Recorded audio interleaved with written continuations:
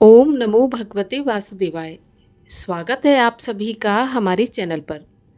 आज के इस वीडियो में हम बात करने वाले हैं सावन महीने की पहली एकादशी के बारे में। सावन महीने के कृष्ण पक्ष की एकादशी किस नाम से जानी जाती है? एकादशी कब प्रारंभ होगी, कब समाप्त होगी? व्रत किस दिन रखा जाएगा? व्रत का पारण कब होगा? राहु काल का समय क्या होगा? सभी के बारे में आप इस वीडियो में जानेंगे, तो वीडियो को अंत तक अवश्य देखिए। और अगर जानकारी आपके लिए उपयोगी हो, वीडियो पसंद आए तो औरों से भी शेयर करिए।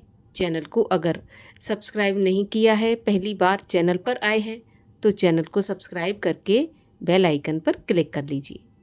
तो आइए शुरू करते हैं आज का वीडियो। देखिए, एकादशी जो कि अत्यंत ही श्रेष्ठ, उत्तम और सर्वोच्च व्रत माना जाता है सनातन धर्म का। एकादशी के दिन अन्न का सेवन नहीं किया जाता।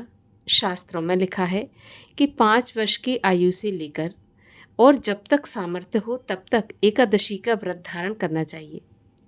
सावन महीने में आने वाली एकादशी कामिका एकादशी के नाम से जानी जाती है।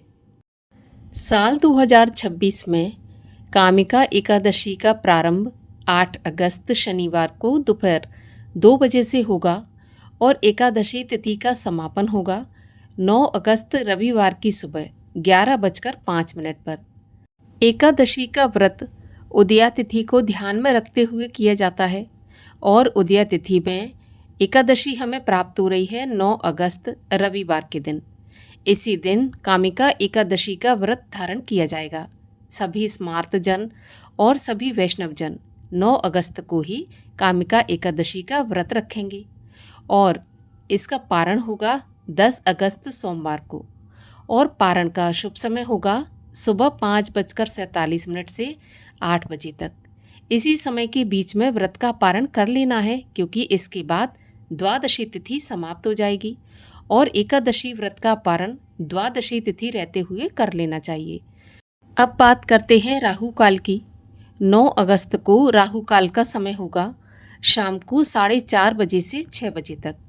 राहु काल का समय अशुभ समय माना जाता है, तो इस समय पर कोई भी शुभ या मांगलिक कार्य नहीं करना चाहिए। इस समय पूजा पाठ से भी बचना चाहिए। इस प्रकार से राहु काल के समय का भी विशेष ध्यान रखें। अब नियमों की अगर बात करें तो एकादशी के नियम 3 दिन पालन किए जाते हैं। दशमी से लेकर द्वादशी तक नियम पालन किए जाते हैं। दशमी के दिन से ही अन्न का और नमक का सेवन त्याग देना चाहिए, अर्थात दोपहर के बाद से, यानी कि सूर्यास्त के बाद से अन्न और नमक नहीं खाना चाहिए। पृथ्वी पर शयन करें, पूर्ण रूप से ब्रह्मचर्य का पालन करें। रात्रि में ही मुख शुद्धि करके सोएं, क्योंकि एकादशी पर ब्रश इत्यादि भी नहीं करना चाहिए। सुबह प्रातःकाल एकादशी के दिन उठकर स्नान आदि से निवृत्त होकर सूर्य भगवान को साक्षी मानकर एकादशी व्रत का संकल्प धारण करें। भगवान विष्णु की विधि विधान से पूजा करें। तुलसी माता की पूजा करें। तुलसी माँ को एकादशी के दिन स्पर्श नहीं किया जाता, ना ही तुलसी पत्र तोड़े जाते हैं। और इस बार कामिका एकादशी रविवार की है, तो वैसे भी तुलसी का स्पर्श नहीं किया जाएगा, दूर से ही दीपदान कर सकते हैं। भगवान श्री हरि विष्णु की पूजा में तुलसी पत्र विशेष महत्वपूर्ण होती है, इसीलिए पहले से तुलसी पत्र तोड़कर रखें और एकादशी के दिन भगवान को अर्पित करें। इसके बाद एकादशी व्रत की कथा सुनें, भगवान विष्णु की आरती करें और सारा दिन व्रत धारण करें। हो सके तो निराहार व्रत रखें, लेकिन अगर सामर्थ्य नहीं है तो फलाहार से भी व्रत किया जाता है।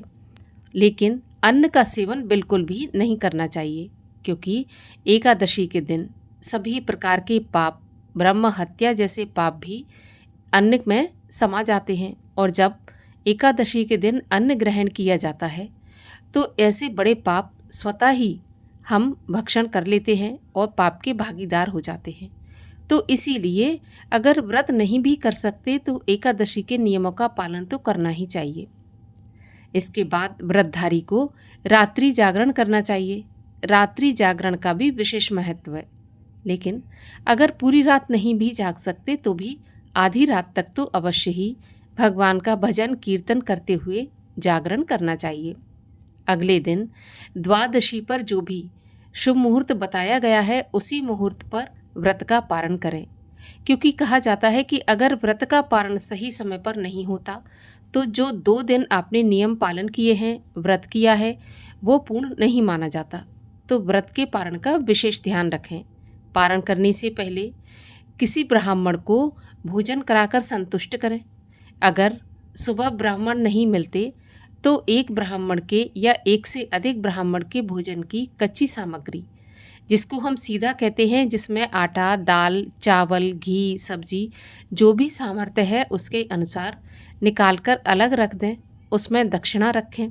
इसके बाद तुलसी दल से, गंगाजल से, दूध से या फिर शुद्ध और सात्विक भोजन से व्रत का पारण करें। अब इस बार रविवार की कामिका एकादशी है और सावन का महीना है, तो सोमवार का व्रत भी बहुत से भक्तगण रखेंगे।